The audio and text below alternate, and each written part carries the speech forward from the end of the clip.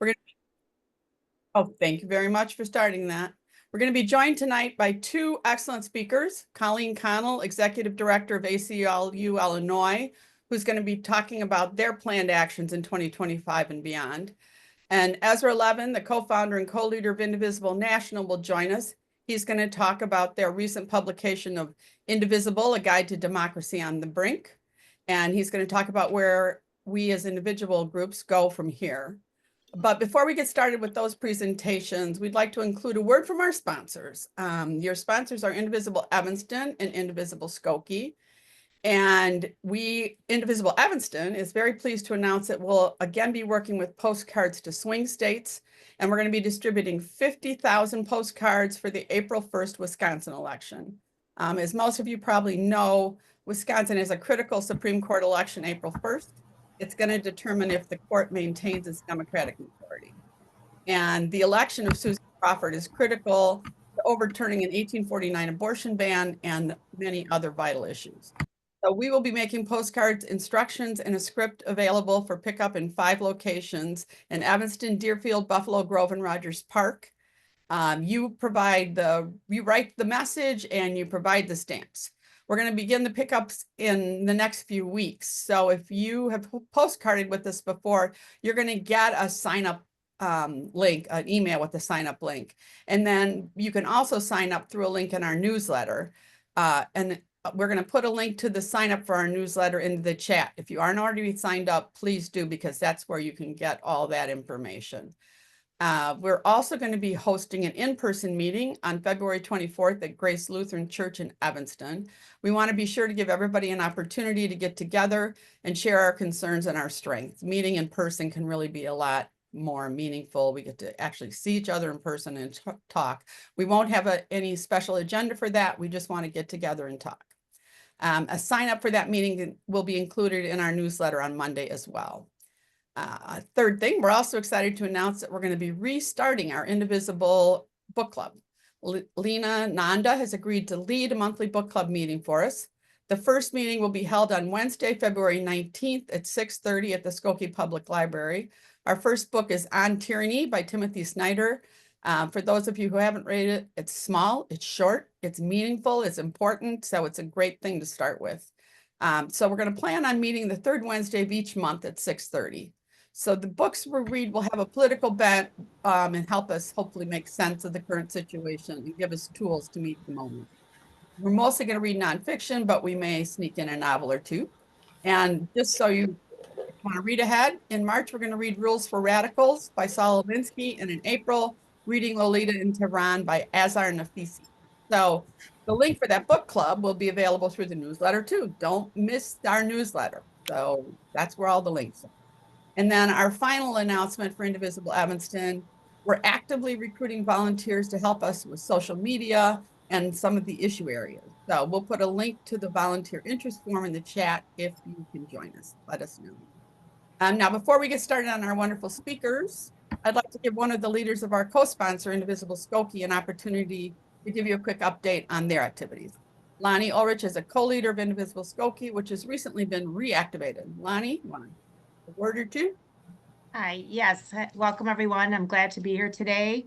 While we don't have a book club that we've presented, that we've put together yet, we are intending on doing summaries of book. I've done an online book summary of Tyranny as well, and we're going to start chapter summaries, lectures with people from Indivisible Skokie who've agreed to help me. The first book will be Strong Men by Ruth Ben Giat, which talks about all the fascist countries that had preceded us. And the inspiration came from Peter Lambert Wilson, who said, he changed the quote to those who understand history are condemned to watch other idiots repeat it. So we at Indivisible find ourselves to be, I find everybody there highly intelligent, and they probably know a lot about history, but I can use some brushing up on it. And I think the more we know, the more we can educate other people to do that. So that's kind of our goal. We're also doing every Wednesday at 7:30 from next Wednesday on. We're concentrating on local elections in Skokie. We have also added Morton Grove and Lincolnwood to our group. We are looking for someone to lead our Lincolnwood group. We think we just got somebody to help us with graphics as well. So volunteers are also welcome with us as well. That being said, I'm excited about tonight. Thanks for coming. Thanks, Lonnie. Thanks for the update and thanks for all your efforts in leading Indivisible Skokie. It's exciting to have you guys back. So I'm now very pleased to announce our first speaker, Colleen Connell. We'd ask that you put any questions for Colleen or Ezra in the chat with an ask before them so we can be sure to see them. Following each of the presentations, Kitty Connect will be asking the questions you've been putting in the chat as well as a few that we have. So we'll try to get to all the questions. So on to Colleen, but first let me tell you a little bit about her. In 2001, she became the first female attorney to lead the American Civil Liberties Union of Illinois, an organization she joined in 1984, worked her way up there. Prior to becoming executive director, she served as the ACLU's associate legal director and the director of the Reproductive Rights Project. She's a native of North Dakota, a graduate of the University of Iowa School of Law. Colleen, take it away.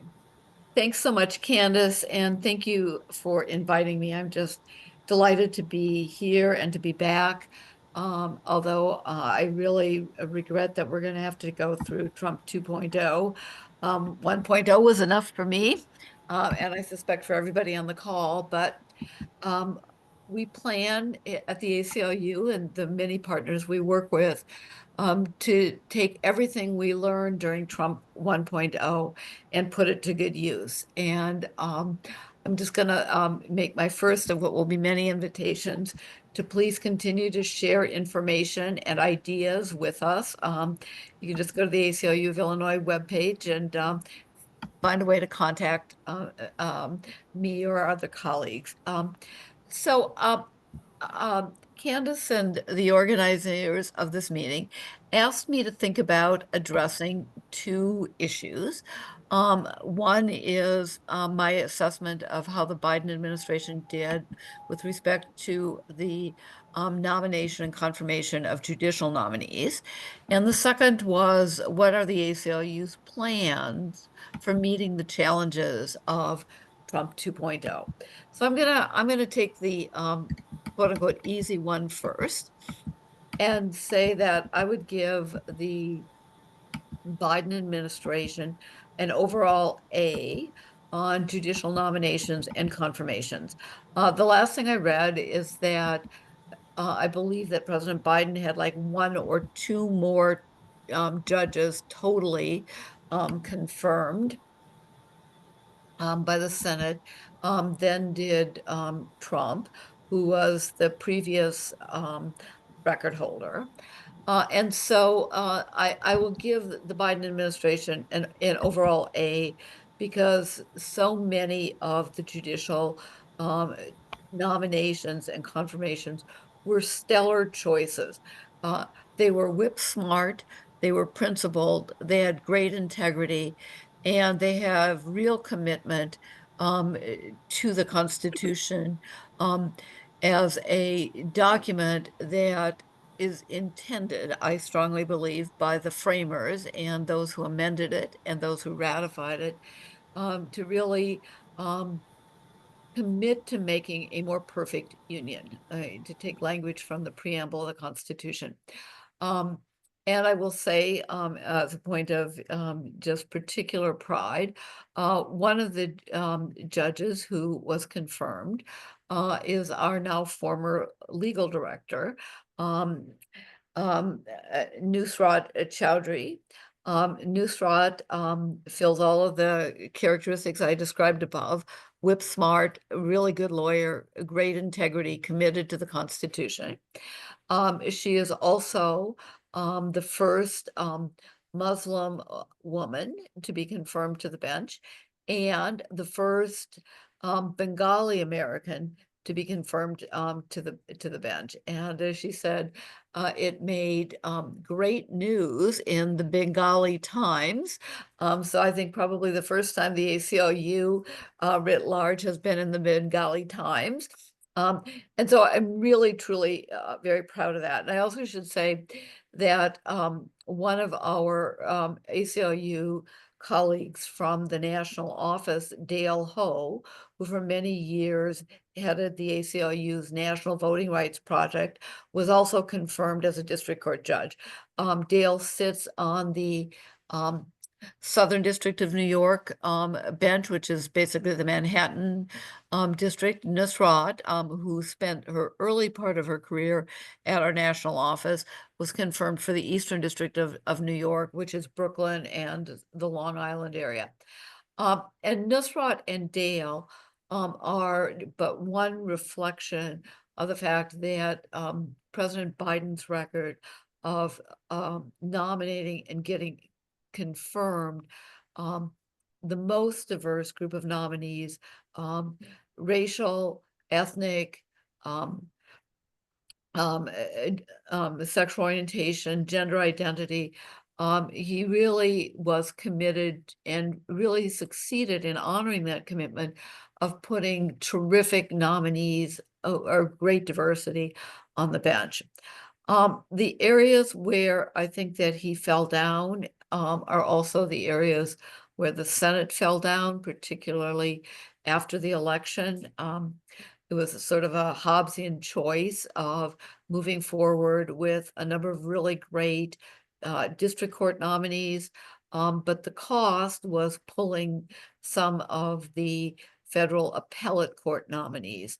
And that's obviously a big hit because the federal appellate courts sit to review the federal district courts, and they have more authority really to shape the law, especially given the fact that relatively few cases get taken by the Supreme Court. And, that's the other, in some ways, disappointment. Obviously President Biden did not get a US Supreme Court nominee. So that's my report card on the judicial nominations. And I'm going to say, I'm happy to just stop right now. And if there are questions, Candace, that you've noticed or Kitty, that you've noticed in the chat room with respect to judicial nominations, I'd be happy to answer them. Okay, well, Candace asked, how much can good judges save us from the Supreme Court? Some, because of the fact that the court accepts very few cases for review. And second, they can do it sometimes by delay. Not that that's an intentional strategy on the court, on the federal court judges, but just thinking back to the first Muslim ban, the ACLU filed lawsuits in several jurisdictions. We secured injunctions, which are orders barring the enforcement, in that case, of the Muslim ban. And it took several permutations of executive orders by the Trump administration to sort of get it right through the court. And it was about 2.5 years through the administration before the Supreme Court actually had an opportunity to review those Muslim bans. And for much of that period of time, those bans were enjoined and not enforced. And I want to say, optimistic as it sounds, and it's perhaps not well placed, but I still retain a modicum of hope that a well-reasoned district court or appellate court decision can actually have an impact on the Supreme Court. And I want to do something that I never anticipated that I'd actually be doing. So I'll hope I don't have to turn in my civil liberties credentials. But I think that we have seen some indication of that with Justice Amy Coney Barrett. On the immunity case, on the immunity case in particular, but also on the case that came out of Colorado as to whether the insurrection clause in the 14th Amendment precluded certain candidates who'd been active in the January 6th insurrection from running for office. And she is a very smart, careful lawyer, and she is attentive to those well-reasoned opinions. We are going to be disappointed more than we are going to be pleased, but you just have to play the hand that you're dealt. And I think that with respect to Justice Barrett and on occasion, Chief Justice Roberts, those well-reasoned legal arguments can prevail, or they can minimize the damage that the that the more ideologically reactionary members of the court want to impose. And with respect to the book group, you might consider Erwin Chemerinsky's book, Worse Than Nothing, which is a takedown of the originalists. And I saw the question regarding the Federalist Society in the chat. The answer is sort of, but not. Yeah, both Mark and Al asked, is there an analog to the Federalist Society on the left? Right. Sort of, but not really. We lack the money and the influence peddling that I think the Federalist Society has engaged in. But Dean Chemerinsky's book is excellent. It is very accessible in terms of both the legal and the historical discussions in there. And as many of you may know, Erwin grew up in Evanston. Oh, yeah. That's great. Peggy's asking, how many appellate judges did we lose on? I think there was a strategy to, oops, I set the balloons off, sorry. Didn't mean to. I think there was a strategy to focus more on circuit judges, right? There was, and I don't have that number right in front of me. The most recent incident in which to which I was referencing is I think the Biden administration pulled 3 circuit court nominations to put through the slate of district court nominees. But we did get quite a number of circuit court nominees approved, and by and large, they've all been excellent. Great. Okay, thanks. David's asking, how likely is it that Trump will just ignore a federal court decision? And if this happens, what recourse do others have? So I think that is a possibility. And I think it will depend on a range of factors that are impossible to really know. And yes, the fact that he has immunity, I think, will embolden him. I mean, I think that's one of the, I think that's going to go down as the 21st century equivalent of the Dred Scott decision in terms of its abdication and repudiation, really, truly, of the rule of law. And so I think it's possible, and I think the consequences are going to depend. I think we should be. Thank you, Candace, for putting that title of the book into the chat room. I think that we need to really acknowledge that there is going to always be a performative aspect of the Trump administration. Think back to, I'm going to build a wall, Mexico's going to pay for it. Neither really happened, but half the country thinks it did. And so I think that Trump will look for opportunities to perform, to show that he is above the law, that he has immunity. And I think that it's up to us as the citizenry to really continue to push for abidance by the rule of law, because quite frankly, we're lost without it. I mean, it is truly, in some ways, what separates us from barbarism. And I think that we have to continue to keep the pressure on, to abide by the rule of law. And of course, it doesn't help that the immunity decision, it really does not help. That's for sure. That's for Oh. sure. I think you had a second topic you Yes, I did, wanted to Kitty. talk about. So the Okay. second topic is really what's the ACLU going to do to meet the challenges of the Trump administration.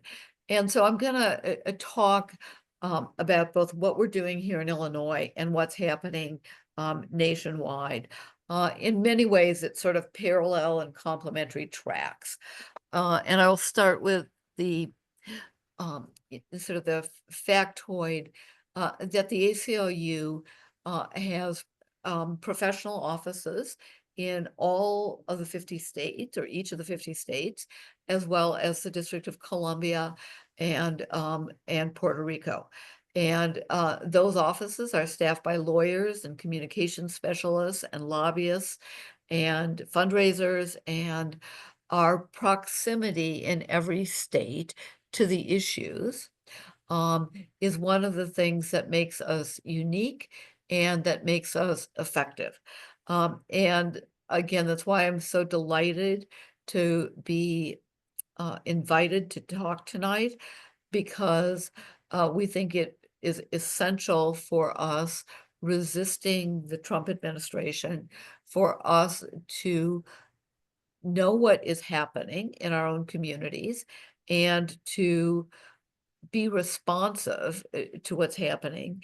And we can only do that by being in partnership with, the many communities and many organizations that are part of, I want to say, the effort to protect our democracy. And so what the ACLU is doing is pursuing everywhere we can both the challenges, resisting the challenges of the Trump administration, and the opportunity that the Trump administration will create for us, and I'm talking all of us, to actually address and protect civil rights and civil liberties.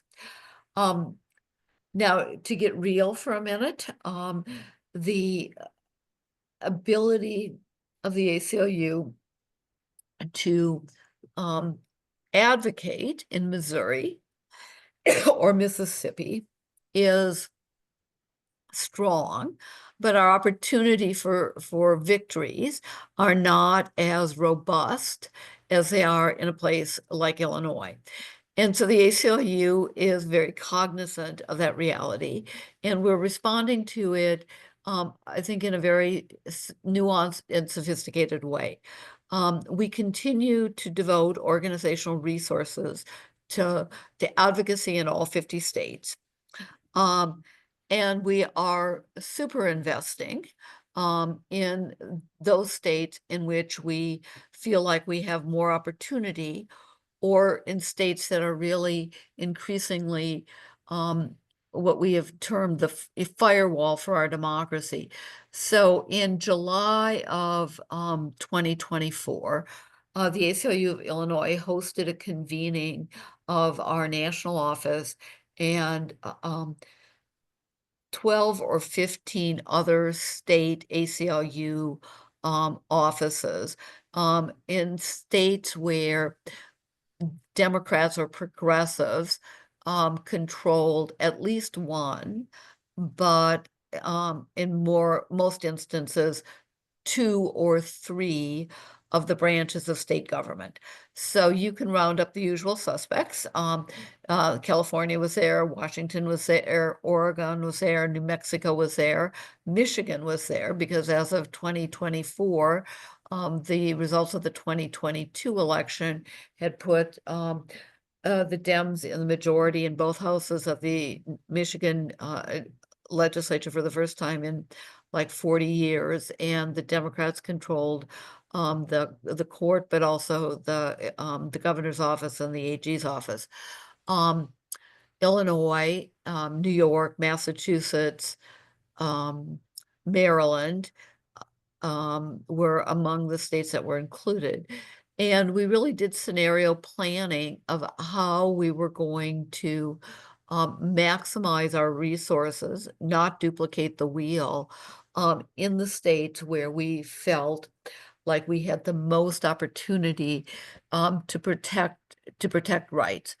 And so going from that sort of national picture to what's happened here in Illinois, we have spent not just the last 4 years and not just the 4 years of the Trump administration, but for a number of years before that, working legislatively to enact state law protections that are more robust than the federal law protections for a number of important rights. Just to pick out a couple, a number of years ago, we wrote into the Illinois Human Rights Act a specific protection against discrimination that protected folks on the basis of their sexual orientation, and this was huge back then, on the basis of their gender identity. Fast forward to, I want to say 2015 or 2016, we enacted into state law, it was an initiative we wrote in our office, an expansion of Medicaid funding for abortion services. And then as you all know, I mean, the way it works is that the feds provide a match to the state for Medicaid subsidization of healthcare. And in the case of Illinois, we are using our state money to pay for, Minnesota was also included. The state uses its own money to pay the entire cost of Medicaid subsidized abortions and gets no federal match. And so fast forward to 2019 with the handwriting on the wall that the Supreme Court was likely to overturn Roe versus Wade, the ACLU of Illinois drafted in our offices and led the legislative advocacy that resulted in the enactment of the Reproductive Health Act. The Reproductive Health Act is very comprehensive, and it protects the right of all people to make and effectuate their own decisions about the full range of reproductive health services: contraception, assisted reproduction like in vitro fertilization, abortion, childbirth, the range of healthcare. And so fast forward to 2024 and now in 2025 in our scenario planning, the fact that we created and are protecting, and a little bit more on that later, those state firewalls is redounding not just to the benefit of people here in Illinois who have access to abortion services, but I'm sure that all of you have seen, the news reports that Illinois is seeing more women come to Illinois for abortion care and actually for high-risk obstetrical care than any other state in the union. And so our protective efforts here are really redounding to the benefit of people across the country. And that is one example of some of the synergies that we are taking advantage of at the ACLU writ large. The provisions that we wrote into the Reproductive Health Act, for example, like the broad insurance covered, are being copied, and we're very glad by ACLU offices in other states who are taking these ideas and running with it. Likewise, there was a flurry of activity post-Dobbs to enact SHIELD laws, which are an effort to protect medical professionals here in Illinois, in Massachusetts, New York, who are providing reproductive health services or gender affirming care services that are banned or restricted in neighboring states. And we're all trying to prevent, a replay of the efforts by Texas to import their bans and use those bans to restrict what doctors and nurses and advanced clinicians can do here in the state of Illinois. And so that's just one example of how the ACLU is thinking about and trying to create state zones of protection here in Illinois, but in other of those, we call them the firewall states. And we're learning for each other and we're seizing opportunities. I mean, one of the things that we noticed during the first Trump administration was that elected officials will, I think, sometimes respond more courageously, notwithstanding the decision of Joni Ernst to vote to confirm Egwith. I saw that in the chat also. When they really perceive the right as being under threat. And, we've been able to use those real threats to help get some of our legislators to yes. And again, this underscores what one of my asks is of all of you, which is when you get an appeal, whether it's from the ACLU or one of our many partner organizations, Planned Parenthood, for example, on reproductive rights, the National Immigrant Justice Center and the Illinois Coalition for Immigrant and Refugee Rights on immigration issues, that says, reach out to your legislator or reach out to your member of Congress or reach out to Mayor Biss here in Illinois, or here in Evanston, please respond. Please, I know it seems formulaic probably, and you probably get a lot of those, but it really makes a difference. And it makes a difference because it communicates to our public officials that people care about doing the right things, that people are committed to these issues, and it helps stiffen their spines, that they aren't going to be primaried maybe, or that they really need to do the right thing because there are support, people in the community who care about that. And so sometimes these really dark moments can be an opportunity to build or solidify bridges with our elected officials, with partner organizations, and with each other on the fact that we have to continue to be resolute in meeting these challenges. We don't have the luxury, because we care about these issues for ourselves, for our communities, for our children, our grandchildren, to continue to advocate for our elected officials to do the right thing. Losing one election is one election. And we just have to recommit ourselves to being resolute. I just keep saying retreat is not an option. I am wired wrong. I don't have a flight reflex. I only have a fight reflex. So I'm hoping you'll all join me in that.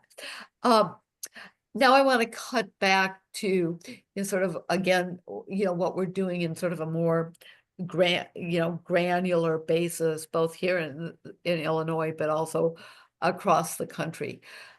We are really capitalizing on the intersectionality of so many of our issues.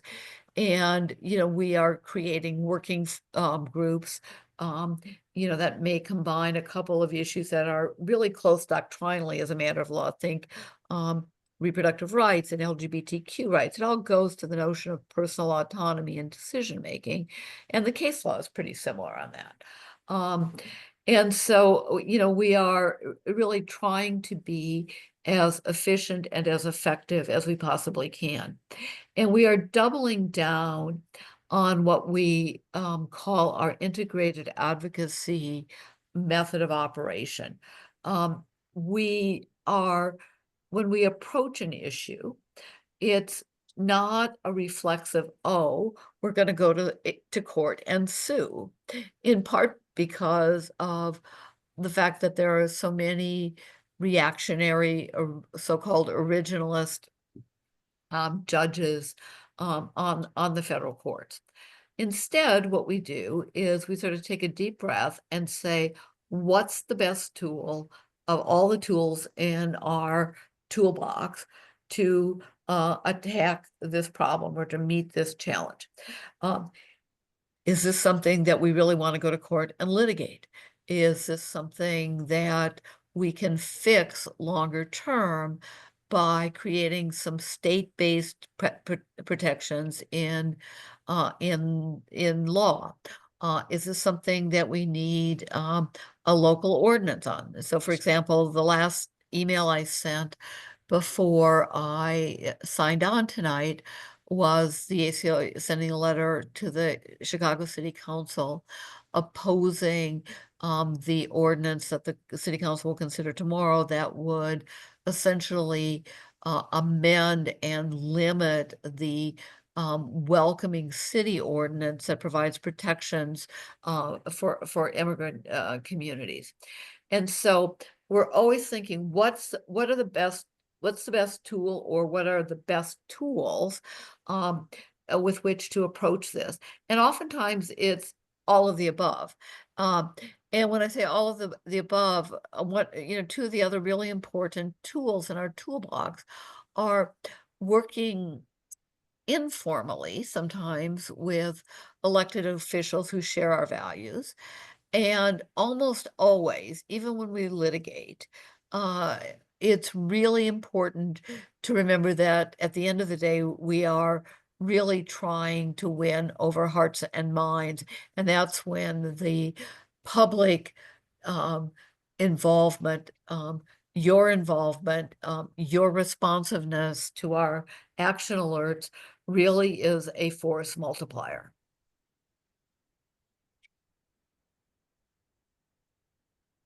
Great. Maybe, there's a couple questions in the chat, and I have some that I got ahead of time too. One is, we are anticipating that Chicago and possibly other places in Illinois will be sort of the front lines on the shock and awe of deportations. Yeah. What do you know about that, and how will the ACLU be involved? We're very worried about that. And we're, again, sort of responding with all of our tools. So one of the tools we have is a consent decree that we force the federal government into, ICE in particular, that it's the Casta Nova litigation that restricts ICE agents from arresting folks merely on the suspicion that they might be an undocumented immigrant. It says you can't arrest folks without a warrant or without evidence that this person will flee before law enforcement can get an ordinance. And that consent decree, that settlement order, is in effect in like a 7-state region through June. So we are ramping up our enforcement efforts. We've reminded everybody that hey, there's a court order you've got to abide by. And on Thursday night, we're doing a training in collaboration with our litigation partners, the National Immigrant Justice Center and the Illinois Coalition for Immigrant and Refugee Rights, for service providers who work with migrant communities, to inform them about this lawsuit, to talk to them about the relief that might be available for folks, and really making sure folks know the rights that they have. So that's sort of the litigation aspect of it. The legislative advocacy, it was like our opposing that amendment to the Chicago Welcoming City Ordinance that would have empowered law enforcement to play more of an enforcement role with ICE or the Customs and Border Protection. So that's sort of the legislative and advocacy role. And we're working with our partners about whether there are amendments to the Illinois Trust Act, which was enacted several years ago, and that limits the authority of Illinois law enforcement to cooperate with federal immigration authorities in enforcing civil federal immigration laws. So again, that's sort of legislation. The third thing that we are doing is just a lot of Know Your Rights programs. Last Thursday, I participated in a 4-hour Know Your Rights teach-in at the Northwestern Law School, along with a number of, partner organizations. We are making ourselves available to churches and food pantries and refugee rights organizations to talk to them and to help them talk to the people that they serve about what protections the law does and does not provide. And, this is where in so many ways, there's so much misinformation, but bottom line, our immigration laws are in horrible need of reform. They are unfair, they are punitive, and they substantially limit our legal ability to really provide a lot of protections. We can sometimes stall, we can insist on due process, but we are really using all of those tools. And this is one of those times where, again, I keep going back to the refrain of public outrage and public involvement. The tide got turned last time, really by folks like all of you showing up en masse in Daily Plaza and expressing your outrage by the family separation policy. It became untenable. Now the ACLU is winning our lawsuit in court, but that public outrage was so valuable. Because even for people who voted for Trump, the inhumanity of that policy was clear to so many of them. And the one of many tragedies is that some of those families still have not been reunited. Yeah, that's terrible. Yeah, thank you. So I think maybe some public outrage will be in order in the next few months, right? By the way, Colleen, a couple people have expressed interest in the chat and volunteering with ACLU Illinois. So maybe after we're finished talking, you can put a link in the chat or something. Give us a little bit of time. This is one of the areas where I feel like the ACLU is challenged because the volunteer opportunities are very different than they were when I first started at the ACLU of Illinois, because so much of what we do is virtual and electronic. But we are in the process of revamping our citizen activators, and it's been derailed for not derailed.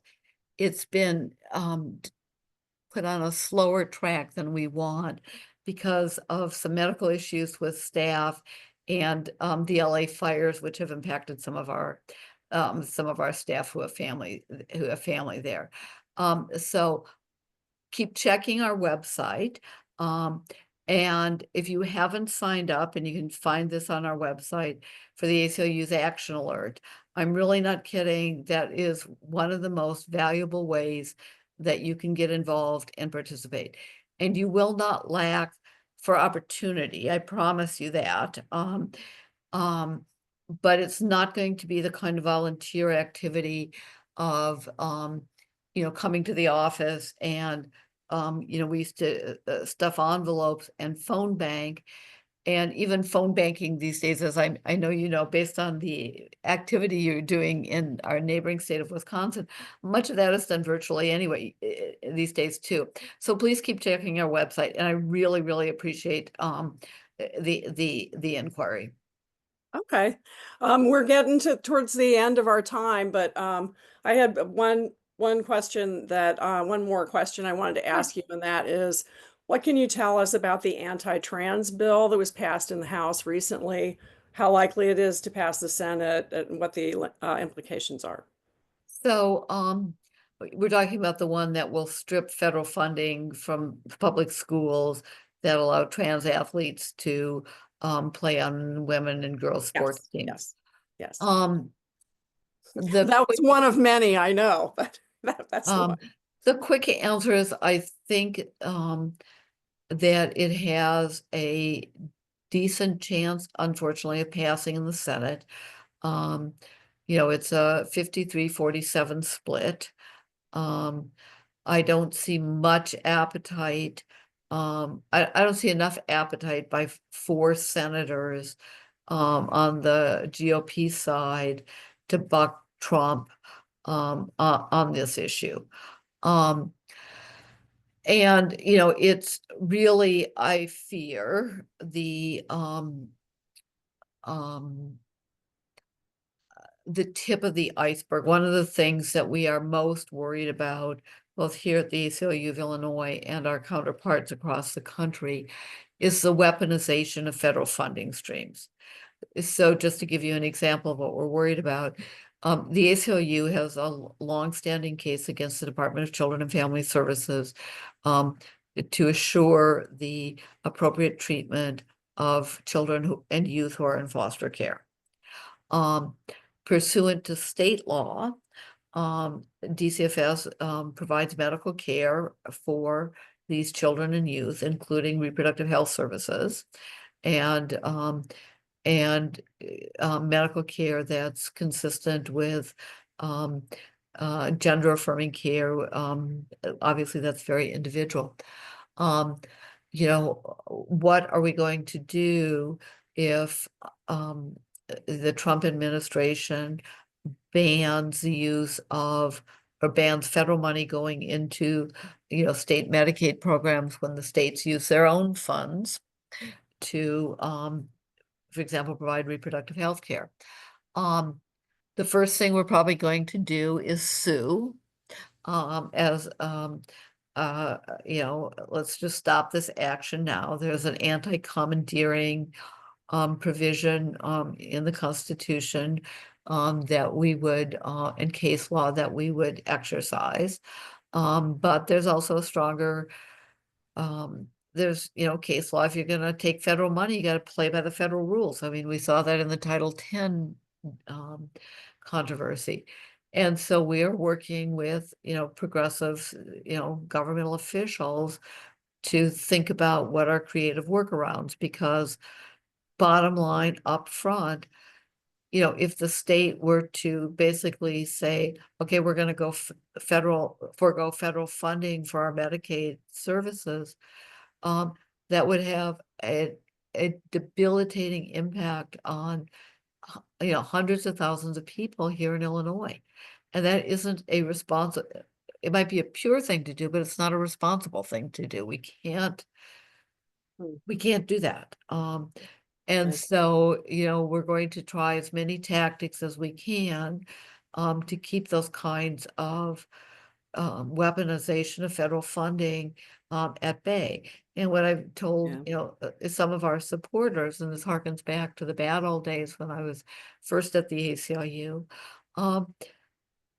I think all of us are going to have to stretch and really act consistent with our values. You know, when I first started at the ACLU, Illinois did not fund abortion care for people in state care or custody.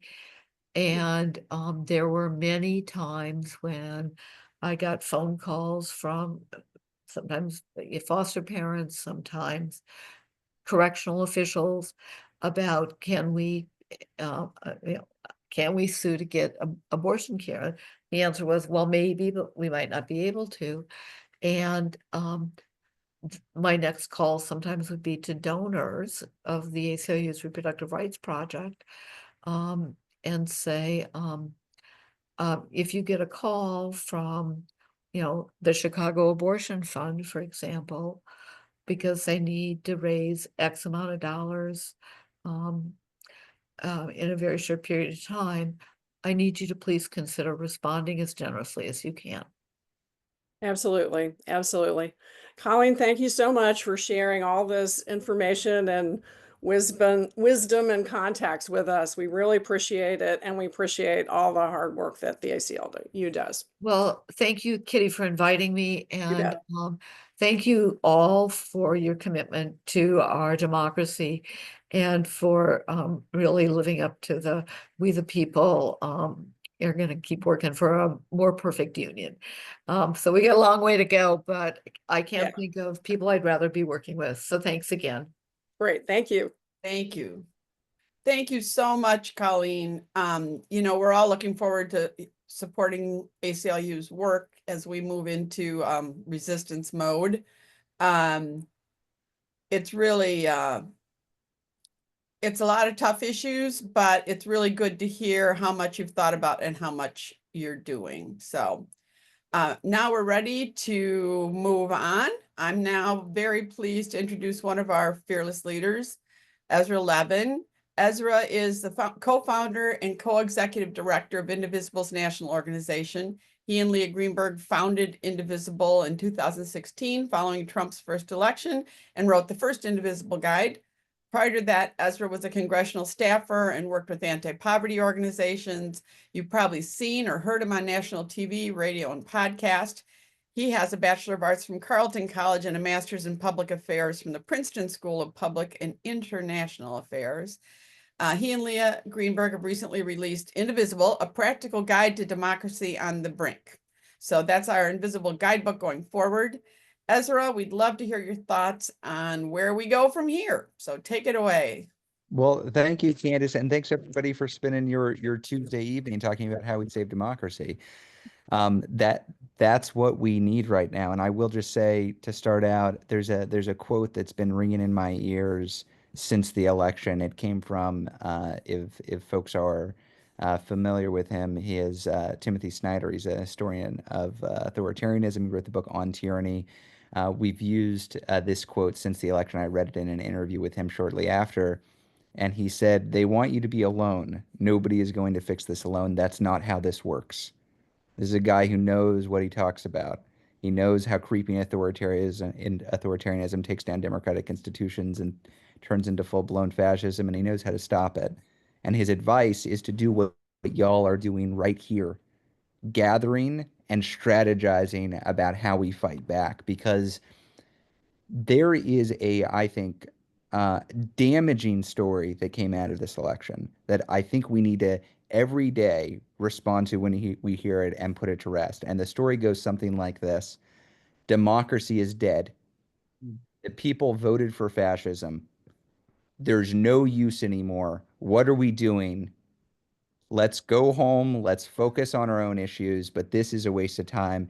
And that scares me more than anything in Project 2025, and more than any appointee to a federal position of authority, and more than Donald Trump himself, because all of those things that I mentioned, that's the opposition.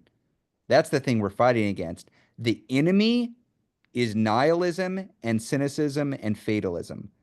We still live in a representative democracy, y'all. We might not 6 months from now, a year from now, 2 years from now, I don't know. They are promising to do scary things, but right now in this moment, we still live in a representative democracy, which means your elected official, Dick Durbin and everyone down, still has to wake up thinking, what do my constituents think about me? And this is not a knock on Dick Durbin or anybody else. That's how a representative democracy works. It depends on the consent of the governed. Y'all are the governed. We are the governed. So if we want our elected officials to behave in a different way, we got to organize to make them behave in a different way. That's on us. Now, I think the big value add of joining groups like this is not to hear me blather on or give you talking points. I'll do a little bit of that, but I think I prefer to do Q&A because y'all are building this movement. I'm not the leader of this. You all are leading this with other indivisibles around the country. I want to hear what the challenges are that y'all are running up against, but I want to just make a couple comments about where we've been, where we are now, and what the opportunity is specifically for y'all in Illinois. I want to remind, so where we've been, I'm not going to do the whole litany. Y'all know Indivisible. Y'all have been organizing. I'm not going to give you the whole spiel, but I do want to correct something that maybe people misremember about the 2016-2017 period. I read these stories. I've been talking to press a lot, and there seems to be a rewriting of history where people remember that Donald Trump won in 2016, and they think the day after the election, suddenly, protest was the new brunch, the Democrats were the party of no, and everybody was aligned and fighting back. Boom, it happened. For those of us who lived through it, that is not what happened at all. We did not write the original Indivisible Guide immediately after Donald Trump's election. That's not even the event that set us off to write the original Indivisible Guide. That was half of what happened. There were two things back to back that happened. If you've heard me speak in the past, you've probably heard me mention this. One was an interview with a future Trump appointee that sounds like a lot of current future Trump appointees. He was talking about the Japanese internment camps during World War II as a model for what to do with Muslims, immigrants, and refugees. Terrifying, heinous stuff. Similar to what they're promising with Project 2025 now, similar to the attack on trans kids that they're launching now, similar to the attack on immigrants that they're launching now. Terrible stuff. But that wasn't it. The next day, there was an interview with then incoming, now also incoming or current, Senate Minority Leader Chuck Schumer, our guy, the leader of our party in the Senate, who said, well, you know, that happens. You lose elections sometimes. What are you going to do? Well, we're going to have to figure out a way to work with MAGA. We'll work with Trump. We're going to probably work with them on infrastructure. That seems like a place where we can find some places to work together. That was what set me and Lee off, because we had lived through the Tea Party. We had seen Barack Obama, fabulously popular president, be elected with big majorities, and then a Tea Party spring up and say, no, we don't agree with this guy. And here we were with a would-be autocrat who bumbled his way into the White House, and the Democrats are rolling over? What on earth is going on? Why are they not fighting back? Why are they not creating contrast? Why are they not saying no to authoritarianism? That's why we wrote the Indivisible Guide. Yes, to weaken the resolve of the MAGA coalition, to fracture their coalition, and do that by organizing locally, but also to help Democrats find their spines when they turn to jelly. And let me tell you, as you know, we fellow Democrats, we know this. When an election is lost, immediately the soul searching begins. What did we do wrong? How can we moderate? How can we kowtow to the other side? That's where Democrats often go. That's where Democratic leadership often goes. This is the exact thing that happened in 2016 and early 2017. What we saw was Democratic leadership doing what they always do, and I'll demonstrate. They did this. They licked their finger and they put it into the wind. And they tried to figure out which way's the wind blowing. Where's the pressure coming from? Is there actual demand for me to fight back, or do I need to find a way to get along and go along? That's what they're all doing right now. We're in this liminal period right now where Democrats are trying to decide their strategy, and they're getting a lot of advice from their corporate lobbyists, from their donors, from others. Are they getting advice from constituents? That's up to us. It is our job to give them that advice, and the way that we give them that advice is by organizing locally where we are and pushing them to actually fight back. Another thing I want to point out is this will not be a switch that gets flipped. Yes, there was the Women's March in January 2017, and yes, we were shown up in force at congressional district offices in February of 2017 at those first town halls and showing them, look, we're out there. We want you to fight back. But they didn't suddenly get it. It's not as if they get the message and we're all on board and unified. We've got to do the work of unifying the Democratic Party against MAGA. And that is a week in, week out, month in, month out effort. It means paying close attention to what our own elected officials, even our friends, even our allies, what they are doing in Congress. You've got two Democratic senators, both of which voted for a messaging MAGA bill that focuses on immigrants, including DACA recipients, and forces them to be imprisoned if they're accused of a crime. This is a messaging bill that was introduced by wackadoodle MAGA members trying to thumb their nose at Joe Biden. And your two senators voted for it. Why did they vote for it? Why did they vote for it? It's a good question to ask them. 10 Democrats didn't vote for it. Your 2 were not among them. It's a good question to ask them. Focusing on how they are voting and making clear to them, hey, you're not their enemy. You're their constituents, and you just want them to represent you. That is an action that you all can take. I remember in June of 2017, in the midst, at the height of the fight to save the Affordable Care Act, we were asking Senate Democrats to slow down the process as much as possible, slow it down so we could get into the July 4th recess where we could then put pressure on a Susan Collins or John McCain or Lisa Murkowski in Alaska when they're holding these rallies on July 4th. We needed them to use fancy procedural maneuvers. It was called withhold consent. The Democrats could do that. But they didn't want to do that because, that's a little bit too much. That felt kind of rude to their Senate colleagues. They didn't want to slow things down that much. And I was on the phone on Father's Day outside Leah's family's house. It was hot as could be. And I was talking to Senate's team saying, we want you to withhold consent, delay the bill. And he said, I understand. We're just not ready to do that yet. And I said, I understand, but we're going to have Indivisible groups at every single one of your district offices all across the state of New York this week. And they're going to be asking you to withhold consent, or they're going to be thanking you for doing so. And the next day, Senator Schumer announced they're withholding consent, delayed the bill into the July 4th recess, allowed us to put pressure on individual members of the Senate, prevented Mitch McConnell from steamrolling all of us, and allowed us to save the Affordable Care Act. That didn't happen just because it was the morally right thing to do. It didn't even happen because it was the strategically smart thing to do. It happened because constituents pressured them to do it. You cannot count on any elected official, I don't care how good they are, to just do the right move because it's the right thing to do or the smart thing to do. You got to convince them it's the right thing to do and the smart thing to do. And that's our role in this moment. We have been thrust back by virtue of losing the House, the Senate, and the presidency into a defensive posture when it comes to federal policy. We cannot propose our own federal agenda. We don't have the House, the Senate, or the presidency. What we can do is choose how we respond to the threats from the other side. We can choose if we co-sponsor or vote for the atrocious bills that MAGA introduces to divide and conquer us. And to be clear, that is the strategy. All of these attacks are going to look the same. They are going to say, look at that problematic population, trans kids, immigrants, people who have been accused of crimes, whatever it is, some population that they think they can marginalize and say they're the problem. And they're going to say, that population is a problem. Give me more power so I can go after them. And then when they get that power, they will use that increased power to go after all of us. It will come from one and then the next and then the next. The reason why Indivisible is called Indivisible is because we thought it was morally important to treat an attack on one like an attack on all, because that was our duty as fellow Americans. But we also thought it was strategically necessary if we were going to create contrast with the MAGAs. The theory was unify Democrats, create that contrast, and not only will you slow down or stop some of the worst, you will build a contrast that allows us to tell voters, this is what we stand for. They stand for that bad stuff. We don't stand with them. And you know what? It was that strategy that not just saved the Affordable Care Act and prevented some of the worst of their attack on marginalized populations in 2017 and 2018.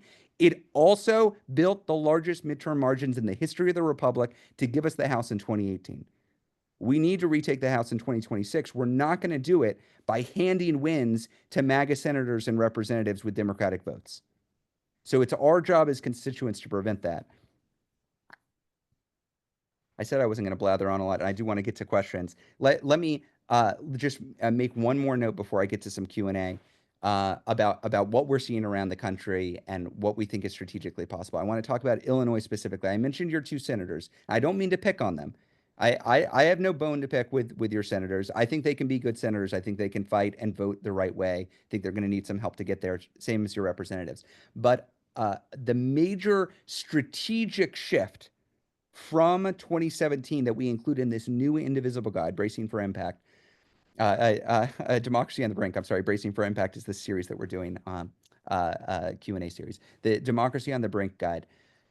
The major strategic shift was away from focusing solely on Congress, because that's not the only place power exists in this country. That's not the only way that we can fight back against the attacks on our democracy and our fellow Americans. We can also fight back at the state level, and if we're lucky enough to live in a democratic trifecta state, which you do, a state where the governor and attorney general and the state legislature is all controlled by Democrats, then we have unique tools at our disposal. I'm going to tell you one last story. When I was a congressional staffer for a senior member of Congress, he was the chair of the Texas Democratic delegation. He was the lead Democrat from Texas in Congress. We were in the early part of the Obama administration, and Obama and the Democrats wanted to pass a law providing more money to schools around the country. We're going through a recession. It was tough times. We wanted to make sure education was fully supported. The problem was we represented Texas, and Texas was run by Republicans, Republican trifecta. And Republicans didn't want to give more money to Texas public schools. They wanted to cut taxes and give handouts to their corporate donors and their supporters. That's what they wanted to do. We knew this. We knew this. So what we did was include in the law legislation that said, in the state of Texas, you shall not cut funding for public education or use this money to give tax breaks to your donors, your corporations. This money that the feds are giving you, that money goes to Texas public schools. Had a meeting with Nancy Pelosi, Speaker of the House, with the full Texas Democratic delegation, got her to agree to include it in the legislation. It became federal law. And do you know what the Republicans who controlled the state of Texas did? They refused the money.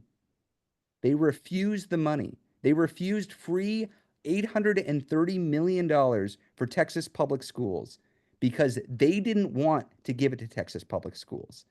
And instead, they fought and they fought and they fought until they retook the House of Representatives in 2010. Then they stripped that language out. They took the money and they gave it to their corporate backers.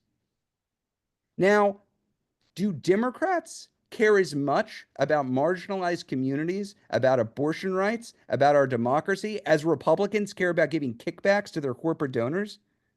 Because if they do, your governor and your state legislature, they ought to be proactively passing laws saying, no, we do not go along with this overreaching federal government. We are going to protect our residents, their rights, their environment, their labor rights. We're going to provide a safe haven for out-of-state Americans who are being threatened by this administration. We are proactively going to govern the way we would like to see the federal government govern.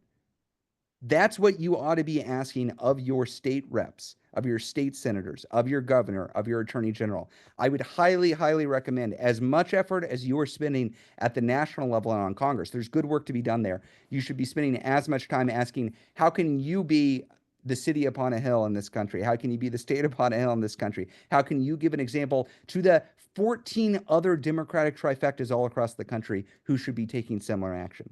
That is good work. That isn't happening in some far out off place. It's happening locally, and it's very easily impacted comparatively to federal policy. Okay, I'm going to pause there, Kitty and Candace, because I would love to have Q&A. I would love to talk about anything in the guide. If y'all haven't seen it, can go through it. I'm talking to Indivisible groups every week, every few days from all across the country. Lee and I were in Howard County in person last weekend, and I was in Fairfax right before that. What I can say is we are seeing more energy in the Indivisible movement than we've seen since 2017. We've had 210 new Indivisible groups form since the election, the biggest jump since 2017. Every time I talk to groups, they're saying there are new members, there are new leaders, there's new energy, and that is encouraging. There is something, Leah had this closing in our last chat that I thought was great. She said, there is something very ugly happening in this country, which is true, but there's something very beautiful happening as well.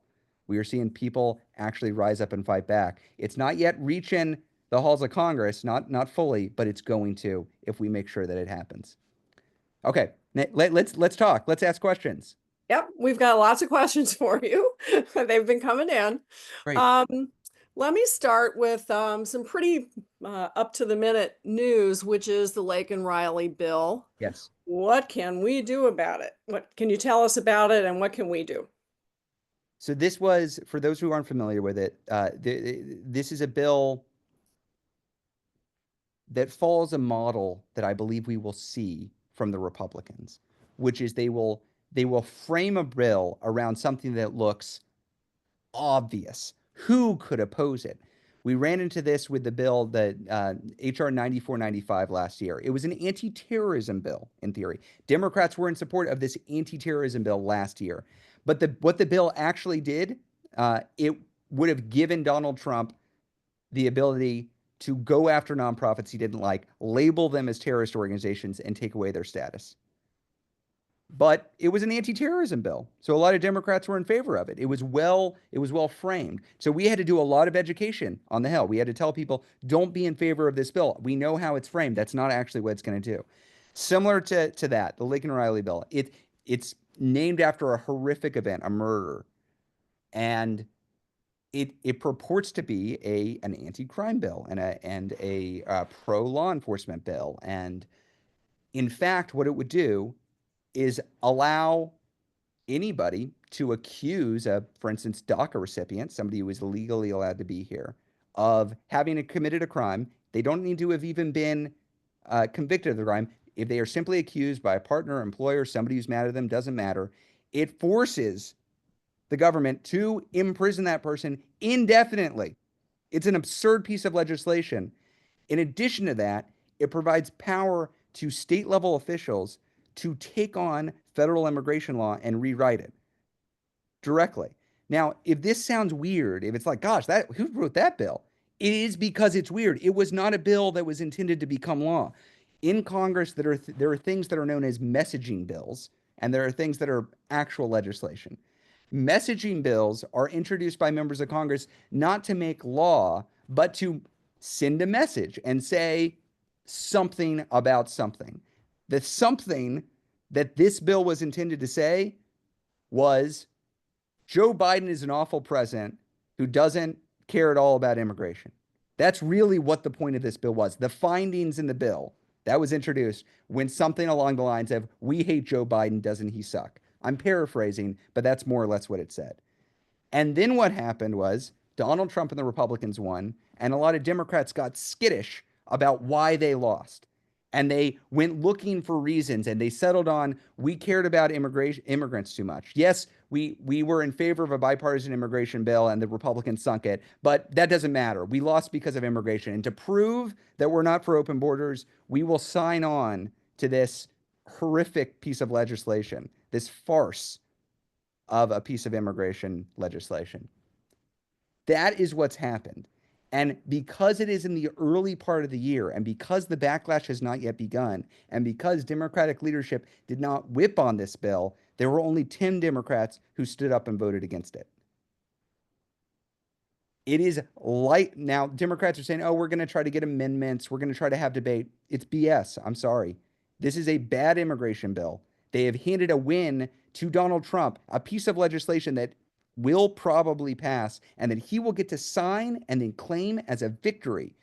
And then they will use this to go after innocent immigrants who are legally in our country, working and paying taxes.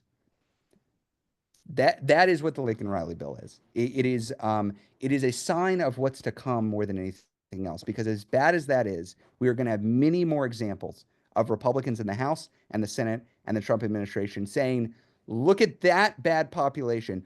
Democrats, why aren't you for going after that bad population? And then this is why it's an effective divide and conquer strategy. Democrats are faced with a choice. They can accept the premise of the GOP claims, and they can say, that is a bad population. That is problematic. Let's talk about how we fix this. Let's talk about how we adjust this.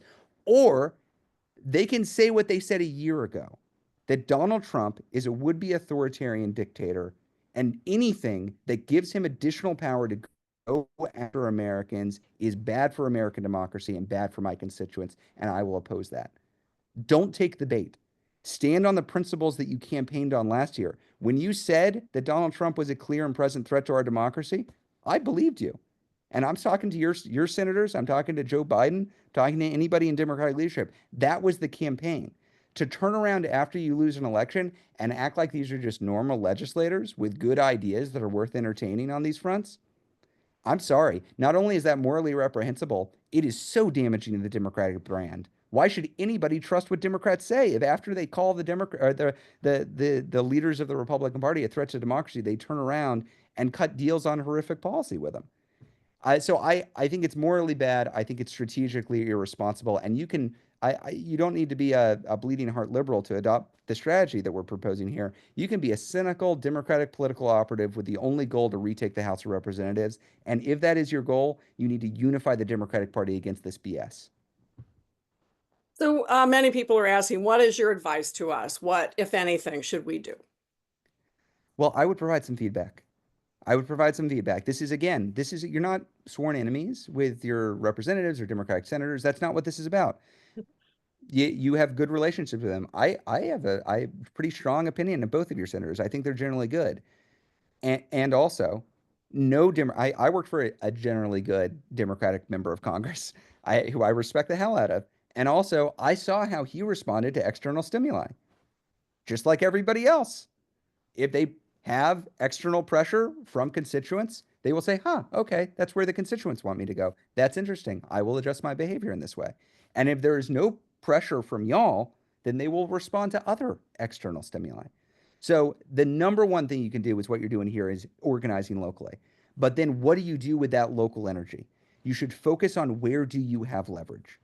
So you've got leverage with your Democratic senators and your representatives. They do listen to you. For the Republicans, they probably don't, unless they're very, very vulnerable. But the Democrats will. They're going to care what you think.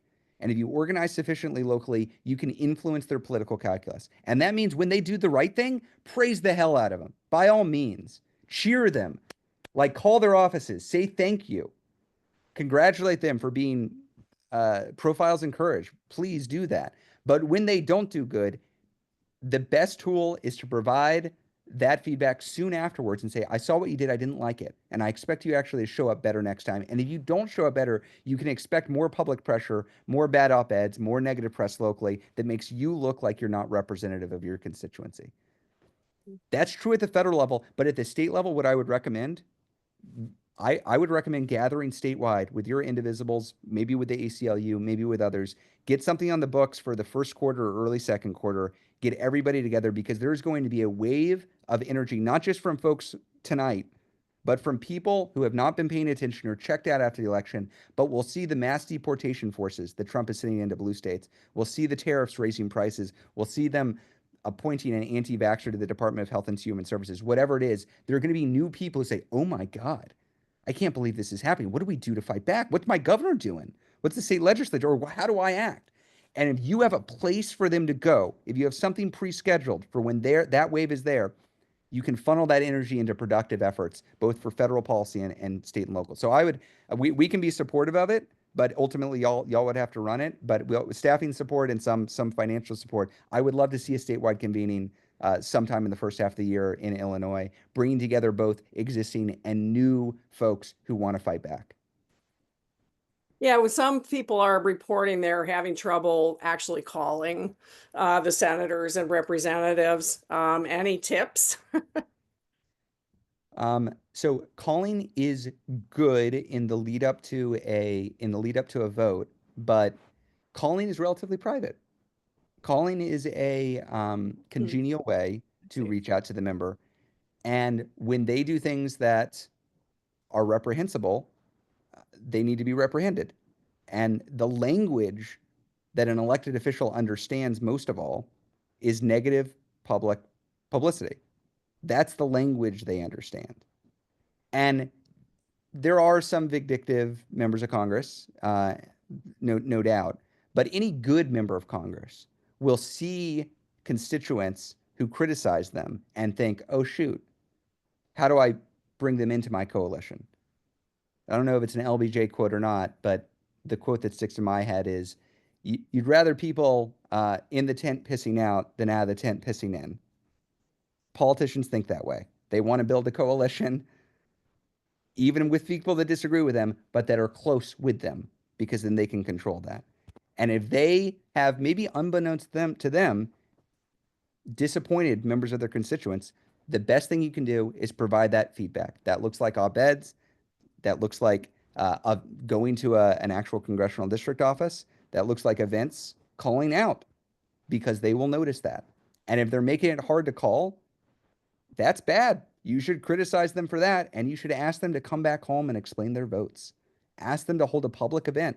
and have them explain, hey, you represent us in the Senate. You say that you, and in the House, you say that you oppose MAGA. That's great. What are you doing about it? Come and answer our questions in person. It's literally their job to come back home and meet with you in person. They don't need to meet with you one-on-one. That's probably unreasonable, but they should hold public events where they're able to be pressured. Great, thanks for the advice. We need it. We're running a little late. I'm only going to be able to do 2 more questions, which are related to one another. But I'm going to recommend that anybody who didn't get their question answered sign up for Bracing for Impact on Thursday, and you can get your question in there. Good. Bernhard asked about this, Jenna asked about this, and some others, and it basically boils down to what can the progressive movement do about the right-wing propaganda machine? How do we fight it? How do we overturn it?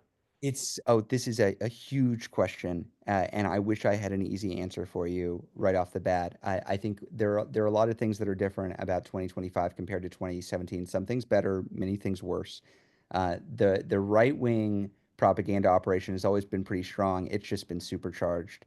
And it's not just traditional media, it's also social media. We launched the original Indivisible guide on Twitter, for God's sakes. I mean, that's how it originally went viral. And it's basically, for all intents and purposes for us, a dead platform now.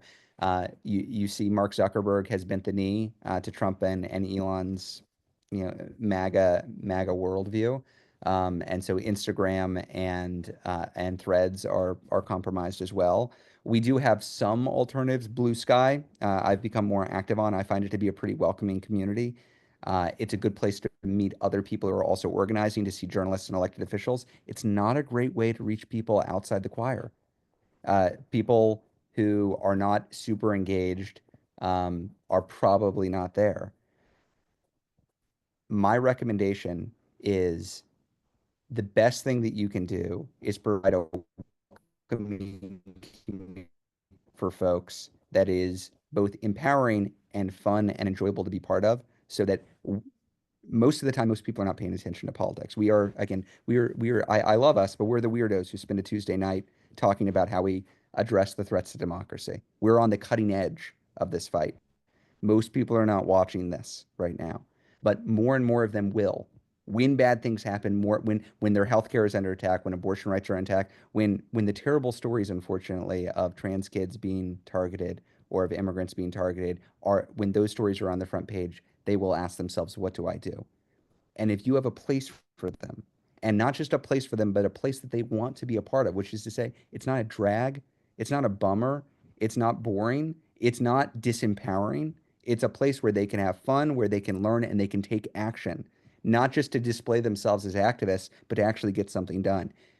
Create those communities to connect. I mean, I know you're doing this is the whole model of Indivisible, but making sure that those are welcoming places for people to join, that's a good way to get marginal members.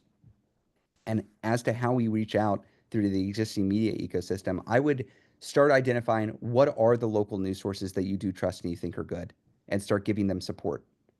It's not just about the New York Times or the Washington Post or the big media operations. We need free and independent media at the local level, and it's not fully widespread, but it does exist. So I would identify the formal places, the formal news organizations locally and statewide that are good, like actually do an inventory, and look to where the influencers are who aren't, traditional journalists. They're not radio stations. They're on TV news, but they have local followings, either at the city level or the state level, and do outreach to them. These could be directly political. They could be about state level policy or politics, or they could be adjacent. They could be focused on other issues, but they cover related political issues from time to time.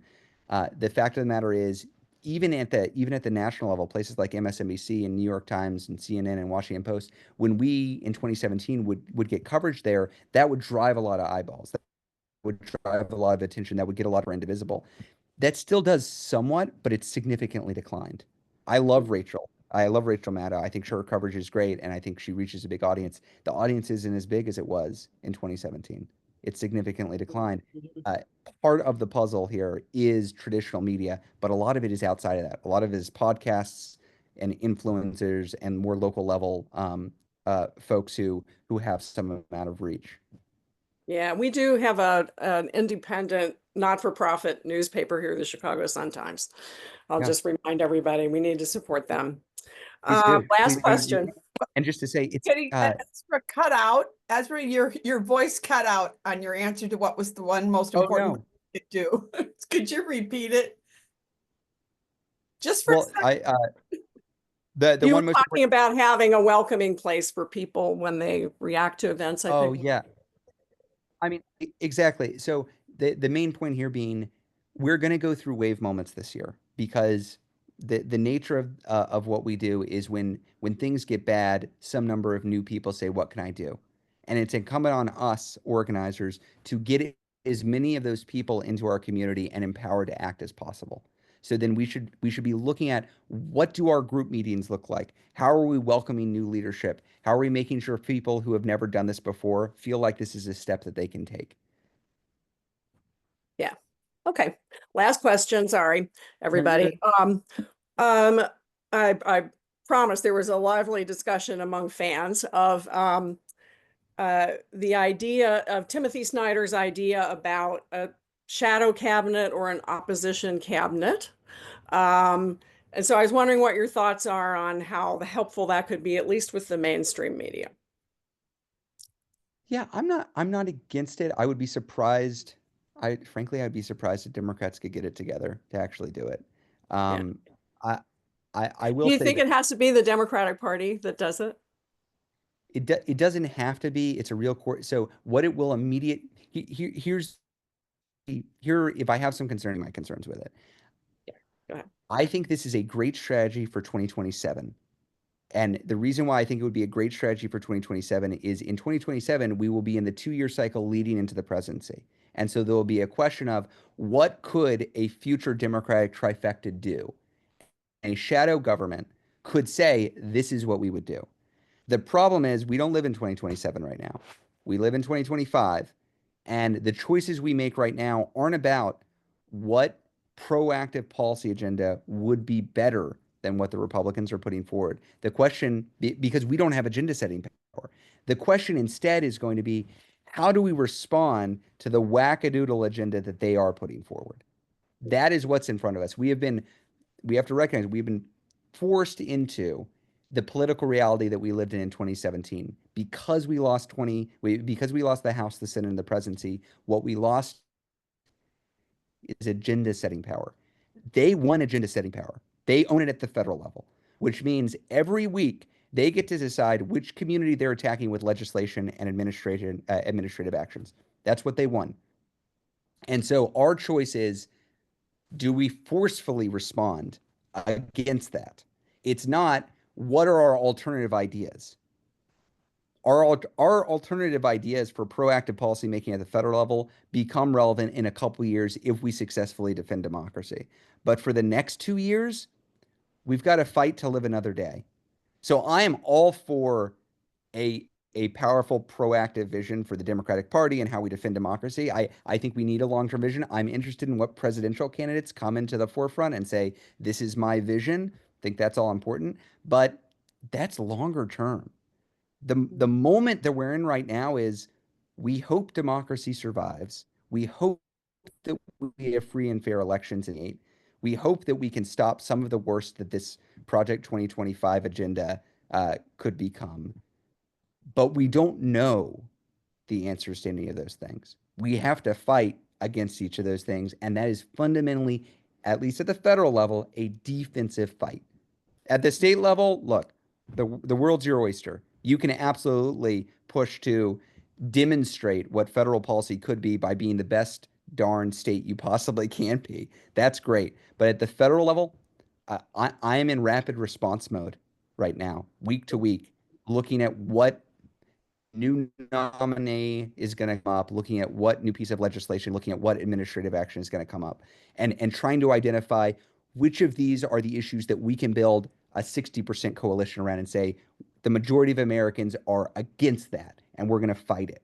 It's not going to be every fight.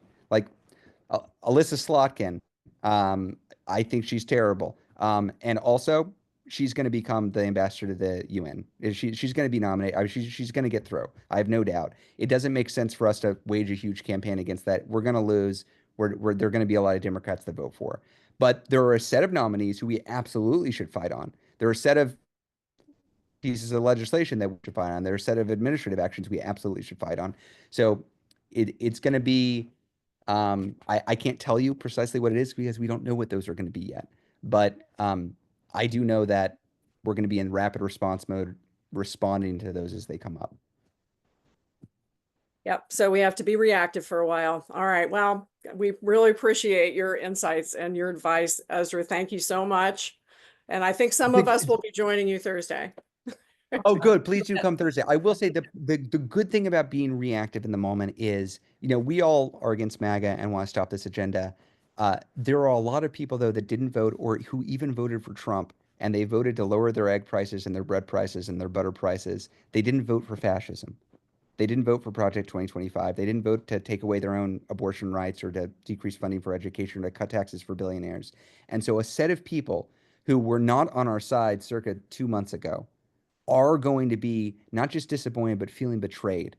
And we have an opportunity to speak to those people too. I want to be clear.